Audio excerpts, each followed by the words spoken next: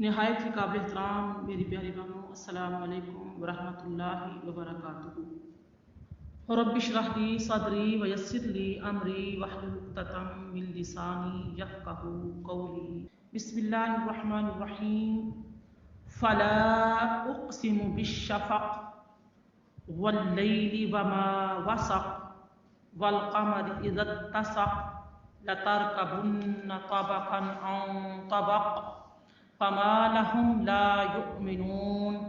وَإِذَا قُرِئَ عَلَيْهِمُ الْقُرْآنُ لَا يَسْجُدُونَ بَلِ الَّذِينَ كَفَرُوا يُكَذِّبُونَ وَاللَّهُ أَعْلَمُ بِمَا يُوعُونَ فَبَشِّرْهُم بِعَذَابٍ أَلِيمٍ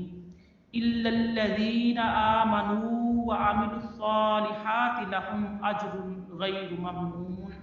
صدق اللہ العلی العظیم۔ اللہ رب العزت نے ارشاد فرمایا، جب آسمان پھٹ جائے گا اور اپنے رب کے حکم سن کر اس کی اطاعت کرے گا، اور یہی اس پر حق ہے جب زمین پھیلا دی جائے گی اور جو کچھ اس کے اندر ہے وہ باہر ڈال دے گی اور خالی ہو جائے گی، اور اپنے رب کے حکم سن کر اس کی اطاعت کرے گی، یہی اس پر حق ہے۔ یہ اس کی پہلے کی آیات ہیں جن کا میں نے ترجمہ پیش کیا، جس کا کل بیان کیا گیا تھا۔ جو اس وقت میں نے آپ کے سامنے آیات تلاوت کی ہیں، آیت نمبر 16 سے لے کر 25 تک، جس میں اللہ تعالیٰ نے فرمایا، پس میں شفق کی قسم کھاتا ہوں اور رات کی اور جن چیزوں کو وہ سمیٹ لے، اور چاند کی جب وہ پورا ہو جائے، تم ضرور درجہ بدرجہ چڑھو گے۔ تو ان کو کیا ہوا، وہ کیوں ایمان نہیں لاتے؟ اور جب ان کے سامنے قرآن مجید پڑھا جائے تو وہ سجدہ نہیں کرتے، بلکہ کفار جھٹلا رہے ہیں، اور اللہ خوب جاننے والا ہے جس کو یہ اپنے دلوں میں رکھے ہوئے ہیں۔ سو آپ ان کو دردناک عذاب کی بشارت سنا دیجئے۔ سو ان لوگوں کے جو ایمان لائے اور انہوں نے نیک اعمال کیے، ان کے لیے کبھی ختم نہ ہونے والا اجر ہے۔ صدق اللہ العلی العظیم۔ پیاری بہنوں، اس میں آیت 21 میں سجدہ آیا ہے، آپ سب سجدہ کر دیجئے گا تفسیر سننے کے بعد۔ سورہ انشقاق، جس کی کل ہم نے 15 آیات پر غور و فکر کیا، جس میں ہم نے یہ جانا تھا، خلاصہ کلام ایک بات عرض کرتی ہوں کہ اللہ رب العزت نے اس سورہ مبارکہ میں 2 گروہوں کا ذکر فرمایا۔ ایک وہ جو دائیں ہاتھ والے ہوں گے، جن کے نامہ اعمال دائیں ہاتھ میں دیا جائے گا اور ان کا آسان حساب لیا جائے گا، ان کے گناہوں سے درگزر کیا جائے گا، اور ان لوگوں کے بارے میں بتایا کہ یہ وہ لوگ تھے جو اپنے گھر والوں میں خدا سے ڈرتے ہوئے زندگی بسر کرتے تھے، یعنی ہر وقت انہیں یہ خوف لاحق رہتا تھا کہ کہیں بال بچوں کی محبت میں گرفتار ہو کر اپنے گھر میں، یعنی کہ بال بچوں کی محبت میں گرفتار ہو کر ہم ان کی دنیا بنانے کے لیے اپنی عاقبت نہ گنوا دیں، یعنی کہ ان کے حقوق بھی پورے کرتے تھے، ان کی ہر طرح کے آرام اور آسائش کا خیال بھی کرتے تھے، دنیا کے کاموں میں باغ دوڑ میں برابر ہوتے تھے، مگن نظر آتے تھے، لیکن اللہ کی یاد سے غافل نہ تھے، قبر میں جواب دہی کے احساس سے غافل نہ تھے، اپنے رب کریم کے سامنے کھڑے ہونے سے غافل نہ تھے، دنیا میں رہ کر دنیا ان کے دل میں نہ تھی۔ وہ لوگ تھے، دنیا میں رہ کر دنیا ان کے دل میں نہ تھی۔ وہ لوگ تھے جو اپنے اہل و عیال میں رہتے ہوئے اپنے رب سے ڈرتے تھے، کہیں ان بچوں کی محبت، اس بیوی کی، ان رشتہ داروں کی محبت،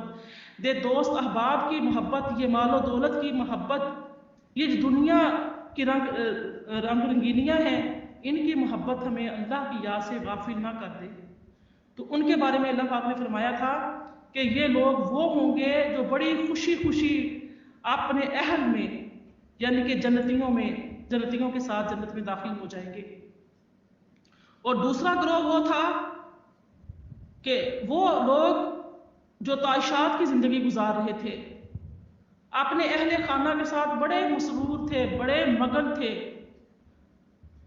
اپنے گھر میں وہ چین کی بنسری بجا رہے تھے اور خوب اپنے بال بچوں کو عیش کروا رہے تھے۔ اس بات سے بالائے طاق رکھ کر کے وہ کتنا حرام خوریاں کر رہے ہیں،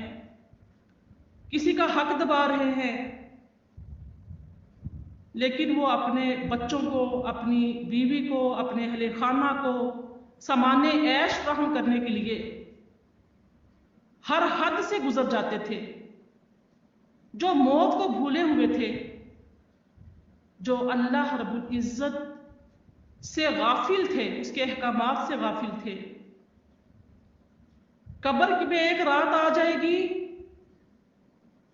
وہ رات کیسی کھٹن ہوگی، اس سے وہ غافل تھے۔ اور اللہ تعالیٰ کے سامنے یہ دولت جو حرام سے کمائی ہے، جس کو تعیشات میں اڑا رہے ہیں، یہ جو ماہ و سال یہ زندگی جو گزر رہی ہے، اس پر وہ غافل ہیں، اس سے تو ان کی پوچھ گچھ ہو جائے گی۔ یہ سب چیزوں سے غافل تھے، اپنے اہل خانہ میں بڑے مسرور تھے، بڑے خوش تھے کہ ہم تو بڑا اچھا کام کر رہے ہیں، ہمارے بچے، ہمارے خاندان، ہماری فیملی، ہمارے دوست احباب بڑے خوش ہیں۔ ان لوگوں کے بارے میں فرمایا جہنم میں داخل ہوں گے، بھڑکتی ہوئی آگ میں ڈال دیے جائیں گے، ان کا نامہ اعمال ان کے بائیں ہاتھ میں دیا جائے گا، وہ نامہ اعمال بائیں ہاتھ میں دے کر مایوس ہو جائیں گے، وہ موت کو پکاریں گے، فسوف یدعو ثبورا، وہ موت کو پکاریں گے لیکن دوبارہ موت نہیں آئے گی۔ یہ سارا ہم نے پڑھا تھا۔ اب یہاں سے آگے مضمون جو ہے وہ بدلتا ہے، یعنی کہ اللہ رب العزت نے اب شفق کی قسم کھائی ہے، فلا اقسم بالشفق۔ اب شفق جو ہے اس کا معنی میں اختلاف پایا جاتا ہے۔ فقہائے شافعیہ کے نزدیک غروب آفتاب کے بعد جو سرخی آسمان کے کناروں میں دکھائی دیتی ہے، شافعی فرماتے ہیں کہ وہ شفق ہے، لیکن فقہائے احناف کے نزدیک اس سرخی کے غائب ہونے کے بعد جو سفیدی دکھائی دیتی ہے وہ شفق ہے۔ تو امام ابو حنیفہ رحمت اللہ علیہ نے فرمایا شفق آسمان کے کناروں میں وہ سفیدی ہے جو سرخی کے بعد ظاہر ہوتی ہے۔ حضرت ابو بکر، حضرت معاذ، حضرت انس اور حضرت ابن الزبیر رضی اللہ تعالی عنہم کا بھی یہی قول ہے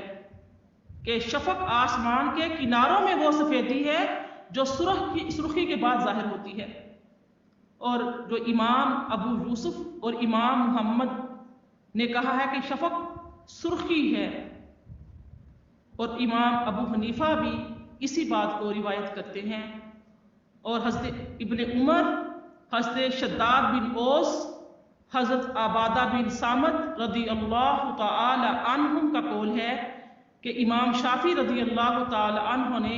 نبی صلی اللہ علیہ وآلہ وسلم کی اس حدیث سے استدلال کیا ہے کہ شفق جو ہے وہ سرخی کو کہتے ہیں۔ اور اسی پر امام ابو حنیفہ کی دلیل یہ ہے کہ حضرت ابو ہریرہ رضی اللہ تعالی عنہ بیان کرتے ہیں کہ نبی صلی اللہ علیہ وآلہ وسلم نے فرمایا مغرب کا آخری وقت وہ ہے جب آسمان کے کناروں میں سیاہی پھیل جائے، اس کو شفق کہا۔ اللہ تعالیٰ نے پھر دوسری آیت مبارکہ میں فرمایا واللیل وما وسق، اور رات کی اور جن چیزوں کو وہ سمیٹ لے۔ آپ دیکھیے یہاں بھی اس آیت مبارکہ میں وسق، واو سین قاف کا جو لفظ آیا ہے جس کا معنی ہے جمع کرنا. اسی اعتبار سے جو فقہائے کرام ہیں وہ غلہ کے اس پیمانے کو وسق کہتے ہیں جس میں 60 سا اطعام یعنی غلہ یا اناج جمع کیا جا سکے. اور ایک سا جو ہوتا ہے وہ 4 کلو گرام کا ہوتا ہے. اور ما وسق وہ تمام چیزیں جن کو رات جمع کرتی ہے. اب دیکھیے چاند، ستارے، انسان، حیوان، حشرات الارض اور تمام جو کام کاج انسان دن بھر کے لیے جو انسان جتنے بھی کام کاج کے لیے نکلے ہوئے ہوتے ہیں اپنے گھروں سے نکلتے ہیں وہ تمام اپنے گھروں کو لوٹ آتے ہیں، گھروں میں جمع ہو جاتے ہیں. تمام پرندے اپنے گھونسلوں کی طرف لوٹ جاتے ہیں، اپنے اپنے گھونسلوں میں جمع ہو جاتے ہیں. تمام جانور جنگلوں میں چاروں میں جمع ہو جاتے ہیں. اللہ تعالیٰ نے رات کی قسم کھائی کہ یہ رات اتنی بڑی نشانی ہے کہ اس اندھیرا چھاتے ہی ہر انسان، جن، چرند، پرند، ہر چیز جو ہے وہ جمع ہو جاتی ہے. حضرت سعد بن جبیر جو ہیں وہ اس سے یہ مراد لیتے ہیں کہ رات میں انسان جو کام کرتے ہیں اس سے مراد بندوں کا تہجد پڑھنا ہے، کیونکہ اللہ تعالیٰ نے یعنی کہ مسلمان بندوں کی تحسین فرمائی ہے کہ جو سحری کے وقت اٹھ کر استغفار کرتے ہیں، اللہ تعالیٰ کی محبت میں اٹھ جاتے ہیں، بستروں کو چھوڑ دیتے ہیں اور جمع ہو جاتے ہیں. اسی طریقے سے اللہ رب العزت نے آیت نمبر 18 میں قسم کھائی